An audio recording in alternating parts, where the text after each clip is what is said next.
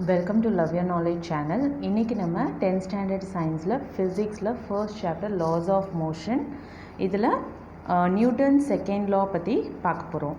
Newton second லா அப்படின்னா என்னன்னு பார்த்தீங்கன்னா, இப்போது வந்து ஃபார் எக்ஸாம்பிள் நம்ம கிரி படத்தில் வடிவேல் சாரோட காமெடி பார்த்துருப்பீங்க. அதில் பார்த்திங்கன்னா அர்ஜுன் சார் வந்து ஒரு பஞ்ச் பேக், அந்த பாக்ஸஸ் யூஸ் பண்ணுவாங்க இல்லையா, பஞ்ச் பேக், அதை வந்து ஃபோர்ஸாக இது பண்ணுவார். ஸோ அவர் வந்து ஃபோர்ஸ் கொடுத்து அது மூவ் ஆகும்போது அந்த பேக் வந்து ஒரு பர்டிகுலர் டிஸ்டன்ஸ் வரைக்கும் போயிட்டு ரிட்டர்ன் வரும். சேம் பேக்கை வந்து வடிவேலு சார் வந்து கிக் பண்ணுவார். பார்த்திங்கன்னா அது மூவ் ஆகாது, லைட்டாக ஒரு சின்ன மூமெண்ட்டோடு நின்றுடும். ஸோ என்ன ஆகுன்னா, இவங்க கொடுத்த ஃபோர்ஸுக்கும் அதே மாசுள்ள அதே மாசுள்ள பேகுக்கு இன்னொருத்தர் கொடுத்த ஃபோர்ஸுக்குமான இந்த சேஞ்ச் இன் மொமெண்டம், அதை தான் வந்து நம்ம பார்க்க போகிறோம். இப்போ பார்த்திங்கன்னா நியூட்டன்ஸ் செகண்ட் லா ஆஃப் மோஷனில் என்ன ஆகுது அப்படின்னு பார்த்திங்கன்னா, the force acting on a body is directly proportional to the rate of change of linear momentum of the body, and the change in momentum takes place in the direction of the force. இப்போது Arjun sir வந்து அதுக்கு force கொடுக்குறாரு, ஓகேவா. இனிஷியலாக அந்த back வந்து ஒரு பாயிண்டில் இருக்குது. அவர் ஃபோர்ஸ் கொடுத்த உடனே அது வந்து ஒரு பர்டிகுலர் டிஸ்டன்ஸ் வரைக்கும் போயிட்டு வருது, ஓகேவா. ஸோ ஆல்ரெடி பார்த்திங்கன்னா லீனியர் மொமெண்டம்னு ஒரு விஷயம் நம்ம பார்த்துப்போம். அந்த லீனியர் மொமெண்டமில் நமக்கு ஒரு ஃபார்முலா இருக்கும். லீனியர் மொமெண்டமை வந்து நம்ம பின்னு சொல்லிட்டு சொல்லுவோம், டினோட் பண்ணுவோம். அதில் மாஸ் இன்டு வெலாசிட்டி, ஓகேவா. ஃபோர்ஸ் எவ்வளோ அப்ளை ஆகிருக்கு அப்படின்றத கால்குலேட் பண்ணுறதுக்கு இந்த லீனியர் மொமெண்டம் யூஸ் பண்ணுவோம் நம்ம. ஸோ இந்த ஃபார்முலாவில் இருந்து தான் நம்ம இப்போது நியூட்டன் செகண்ட் லா ஆஃப் மோஷனுக்கான ஃபார்முலாவை டிரைவ் பண்ண போகிறோம். எப்படி அப்படின்னு பார்த்தீங்கன்னா, ஃபர்ஸ்ட்டு அந்த பேக்கோட இனிஷியல் பொசிஷன் இருக்குது இல்லையா, அதை வந்து நான் யூன்னு எடுத்துக்கிறேன், ஓகேவா. ஸோ அப்போது நான் அதை எப்படி டினோட் பண்ணுறேன்னா பிஐ, ஓகேவா. மொமெண்டம் இந்த இனிஷியல் பாயிண்ட் வந்து யூ, ஓகேவா. அந்த பேக் ஒரு பர்டிகுலர் ஃபோர்ஸ் கொடுத்து அந்த மூவ் ஆகுது இல்லையா, அந்த ஃபைனல் பொசிஷன், அதை வந்து நான் பிஎஃப் இஸ் ஈக்குவல் டு வின்னு நான் எடுத்துக்கிறேன், ஓகேவா. ஸோ இதில் பார்த்தீங்கன்னா அந்த மாஸ் சேஞ்ச் ஆகுது, mass will be the same, okay. உங்களுக்கு வெறும் என்ன ஆக போகுது, இந்த மொமெண்டம் மட்டும்தான் சேஞ்ச் ஆகுது. ஸோ நான் பிஐயை வந்து யூவாகவும் பிஎஃப்பை வந்து வியாகவும் எடுத்துக்கிறேன்.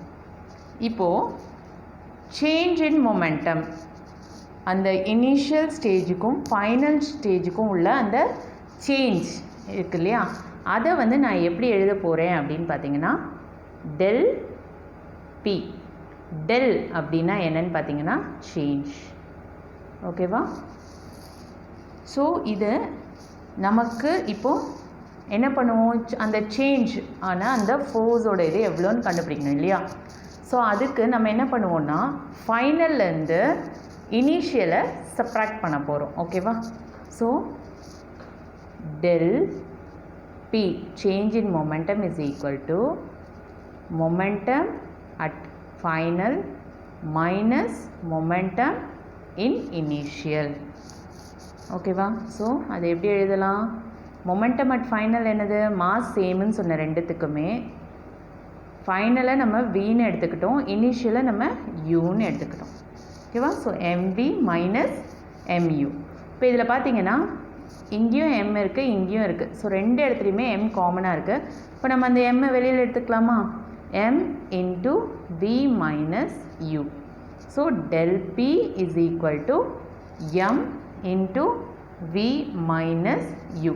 ஸோ இப்போ இதில் இந்த ஃபோர்ஸ் என்ன அப்படின்னு பார்த்தீங்கன்னா, அர்ஜுன் சார் வந்து அந்த பேகுக்கு கொடுக்குறது கிக்கு, அதுதான் வந்து ஃபோர்ஸ், ஓகேவா.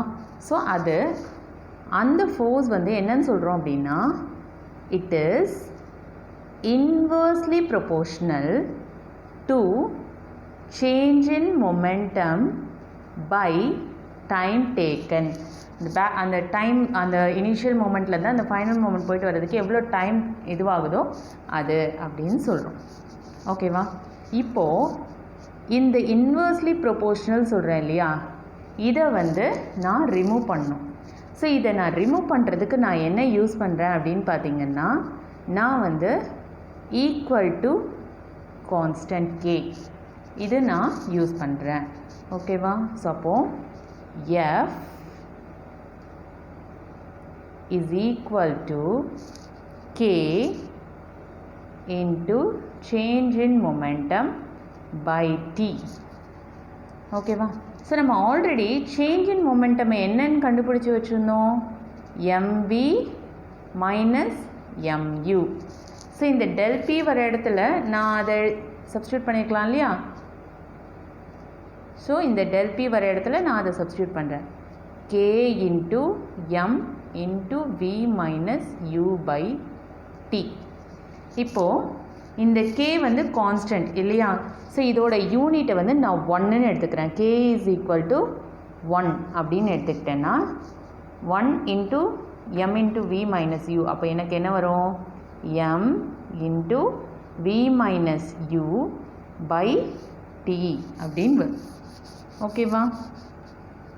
ஸோ இப்போது இந்த v மைனஸ் u பை டீன்றது எப்போ நமக்கு கிடைக்குது, அந்த பாடி வந்து ஆக்சிலரேட் ஆகும்போது இல்லையா? Initial moment, final moment, time taken, இது எல்லாமே எப்போ நடக்கும், ஒரு பாடி வந்து ஆக்சிலரேட் ஆகும்போது, ஒரு பாடி வந்து மூவ் ஆகும்போது. ஸோ அப்போ நான் இதுக்கு பதிலாக இந்த v மைனஸ் u பை டீக்கு பதிலாக நான் என்ன எடுத்துக்கிறேன் அப்படின்னா ஏன்னு எடுத்துக்கிறேன். So f is equal to m mass into acceleration. So mass mostly f, ஃபோர்ஸுக்கு என்ன யூனிட் நமக்கு, நியூட்டன். ஸோ இதோட யூனிட் என்னது, நியூட்டன். ஸோ இப்போது நம்ம அந்த என்ன கொடுத்துருக்காங்கன்னு பார்ப்போம். According to this law, the force acting on a body is directly proportional to the rate of change of linear momentum of the body, and the change in momentum takes place in the direction of the force. This law helps us to measure the amount of force. So, m is the mass of moving body, initial speed is u, t is time interval, the velocity of the body changes to v due to the impact of an unbalanced external force. So initial momentum of the body வந்து pi is equal to m into u, final momentum of the body is equal to pf is equal to m into v, change in momentum del p is equal to del f pf minus pi. So pf is mv, pi is mu. So by Newton's second law of motion, force F is inversely proportional to the rate of change of momentum. So change in momentum by time. F is inversely proportional to mv minus mu by t. So இதோட derivation தான் நான் உங்களுக்கு சொன்னேன் இல்லையா? Change in momentum na del p by t. ஓகேவா? So அப்போது del p ஓட value என்னது, mv minus mu by t. இதில் m காமனாக வெளியில் எடுத்துருங்க. அப்போ m into v minus u by t. So இந்த இன்வர்ஸ்லி ப்ரொபோர்ஷனலை நம்ம என்னன்னு சொல்கிறோம், equal to k. k is the proportionality constant. So k is equal to 1 in all system of units. So hence f is equal to m into v minus u by t. Acceleration na என்னது, change in velocity by time. So இந்த v minus u by t தான் என்னது நமக்கு acceleration. So அதை தான் நம்ம இங்கே என்னென்னு எழுதியிருக்கோம், f is equal to m into a, force is equal to mass into acceleration. So unit of force பார்த்தீங்கன்னா எஸ்ஐ யூனிட் ஆஃப் ஃபோர்ஸ் வந்து நியூட்டன், சிஜிஎஸ் சிஸ்டமில் டைன். ஸோ 1 நியூட்டனோட வேல்யூ என்னென்னு பார்த்தீங்கன்னா 1 kg மீட்டர் செகண்ட். 1 டைனோட வேல்யூ என்னென்னு நமக்கு கொடுத்துருக்காங்க. 1 dyne is equal to 1 gram centimetre square. இது centimetre s power -2. 1 Newton is equal to 10⁵ dyne. அடுத்து பார்த்தீங்கன்னா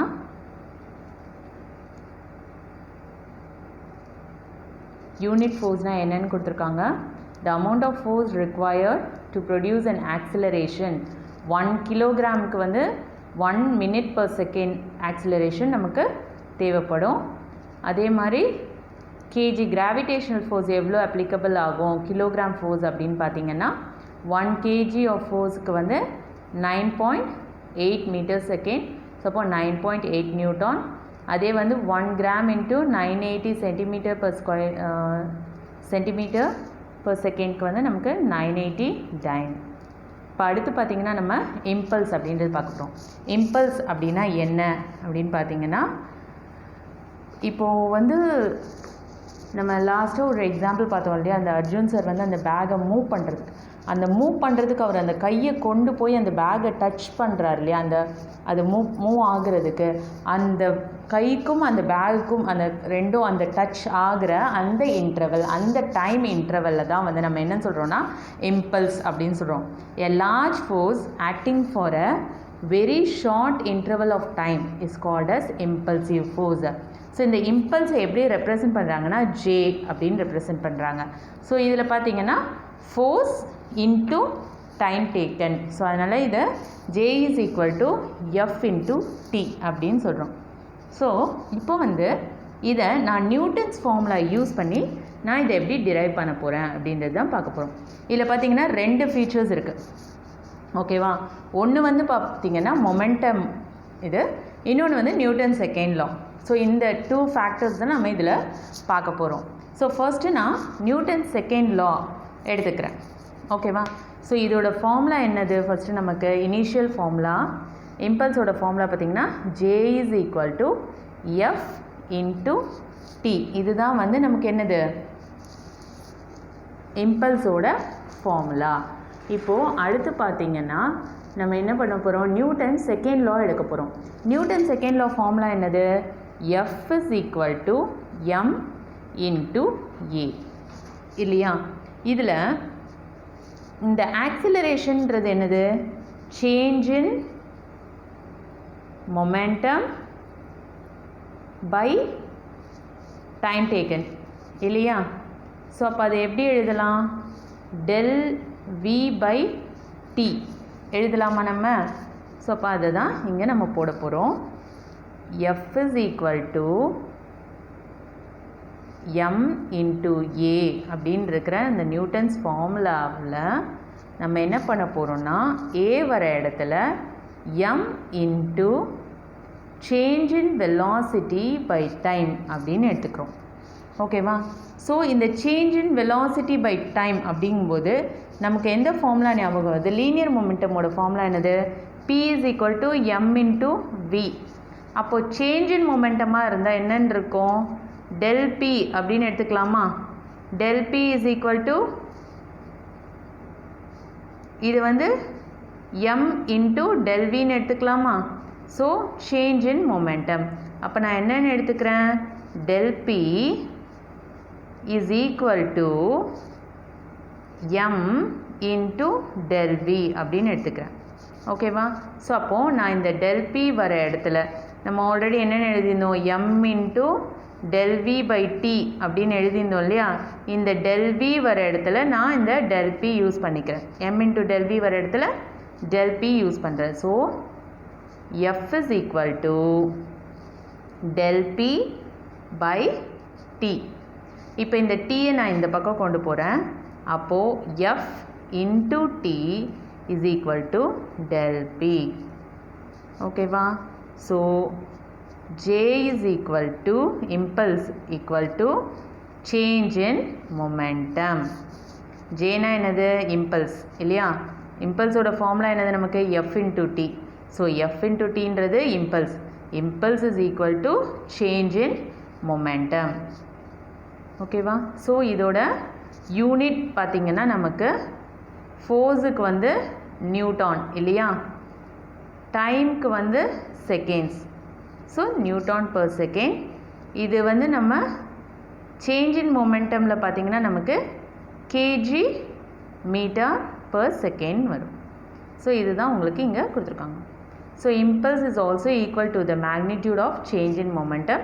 Its unit is kilogram meter per second or Newton per second. Change in momentum can be achieved in two ways: a large force acting for a short period of time and a smaller force acting for a longer period of time. இதோட examples பார்த்தீங்கன்னா இங்கே கொடுத்துருக்காங்க. Automobiles are fitted with springs and shock absorbers to reduce jerks while moving on uneven roads. இப்போ பார்த்தீங்கன்னா பள்ளம் மேட்லலாம் போகும்போது ஒரு jerk கொடுக்கறதுக்காக நமக்கு பைக்லலாம் பார்த்தீங்கன்னா ஷாக் அப்சார்பர்னு ஒன்று இருக்கும். அந்த ஷாக் அப்சார்பர் இல்லைன்னா உங்களுக்கு முதுகு வலிக்கும். ஏன்னா பள்ளத்தில் விழும்போது வண்டி சேர்ந்து விழும்போது நம்மளோட உடம்பு வந்து அடிபடும். இதே வந்து அந்த ஷாக் அப்சார்பர் இருந்ததுன்னா அது வந்து அந்த ஃபோர்ஸை அப்சர்வ் பண்ணிக்கும். அதே மாதிரி பார்த்தீங்கன்னா கிரிக்கெட்டில் பால் கேட்ச் பண்ணுறதுக்கு அவர் வந்து ஃபீல்டர் வந்து என்ன பண்ணுவார்னா கையை கீழே கொண்டு போவார். ஓகேவா? ஸோ ஒரு ஸ்மாலர் ஃபோர்ஸ் வந்து அந்த பாலை கேட்ச் பண்ணுறது வரைக்கும் ஒரு ஸ்மாலர் ஃபோர்ஸ் ஆக்ட் ஆகும். ஸோ அப்போ அவரோட கைக்கு வந்து லெஸ்ஸர் இம்பல்ஸ் கொடுப்பாரு. ஓகேவா?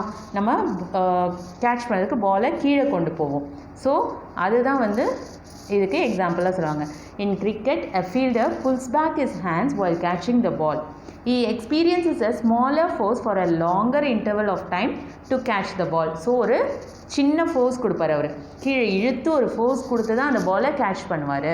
So result in a lesser impulse on his hand. So அவரோட கைக்கும் அந்த பாலுக்குமான இந்த டைம் டேக்கன் வந்து கம்மியாக இருக்கும் அப்படின்னு சொல்கிறாங்க. நெக்ஸ்ட் கான்செப்டோட உங்களை நான் நெக்ஸ்ட் வீடியோவில் சந்திக்கிறேன். உங்களுக்கு இந்த வீடியோ பிடிச்சிருந்துன்னா லைக் பண்ணுங்கள், ஷேர் பண்ணுங்கள், சப்ஸ்கிரைப் பண்ணுங்கள். Thank you. Thank you for watching.